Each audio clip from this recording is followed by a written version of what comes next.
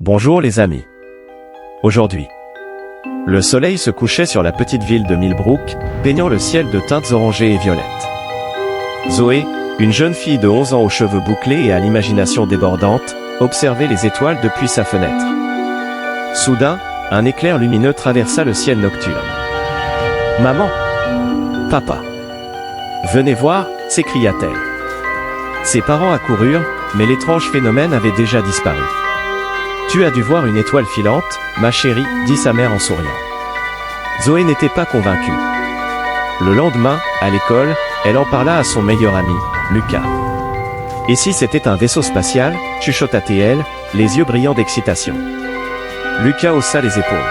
« Les extraterrestres n'existent pas, Zoé. » Mais Zoé était déterminée à percer ce mystère. Après l'école, elle convainquit Lucas de l'accompagner dans les bois à la périphérie de la ville. Alors qu'il s'enfonçait dans la forêt, le soleil commençait à décliner. Les ombres s'allongeaient, donnant aux arbres des formes inquiétantes. Lucas frissonna. « Zoé, on devrait rentrer. Il commence à faire sombre. »« Encore 5 minutes, plaida Zoé. Je suis sûr qu'on est près de quelque chose d'incroyable. » Soudain, ils aperçurent une lueur étrange entre les arbres. Zoé s'élança, suivie de près par Lucas. Ils débouchèrent dans une clairière et restèrent bouche bée.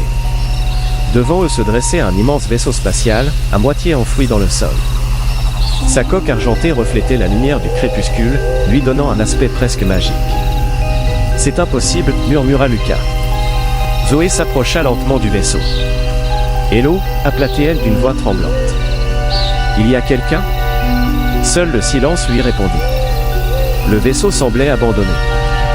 « On devrait prévenir quelqu'un » suggéra Lucas, mal à l'aise. Mais Zoé était déjà en train d'examiner la coque. Elle découvrit une petite ouverture et, sans hésiter, se faufila à l'intérieur. « Zoé, non !» cria Lucas, mais il était trop tard. À l'intérieur, Zoé découvrit un cockpit rempli d'étranges appareils clignotants. Sur un écran, des symboles incompréhensibles défilaient. Elle tendit la main vers un bouton lumineux. « Ne touche à rien !» Une voix grave résonna derrière elle, la faisant sursauter. Elle se retourna et se retrouva face à face avec une créature à la peau bleue et aux grands yeux noirs. Zoé poussa un cri de surprise. « N'aie pas peur » dit la créature d'une voix douce. « Je m'appelle Zork. Je suis le pilote de ce vaisseau. » Zoé, fascinée, oublia sa peur. « Que fais-tu ici ?» Zork soupira. « Mon vaisseau est tombé en panne. J'essaie de le réparer depuis des jours, mais il me manque une pièce cruciale. » À ce moment-là, Lucas, qui avait trouvé le courage de suivre Zoé, passa sa tête par l'ouverture. Il faillit s'évanouir en voyant Zork. « Lucas !» s'exclama Zoé. « Viens, on doit aider Zork à rentrer chez lui. » Les deux enfants passèrent les jours suivants à aider Zork à chercher la pièce manquante.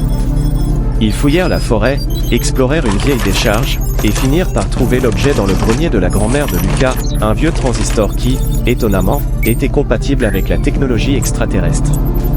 Le soir du départ de Zork, les enfants étaient à la fois excités et tristes. « Merci pour votre aide, » dit Zork.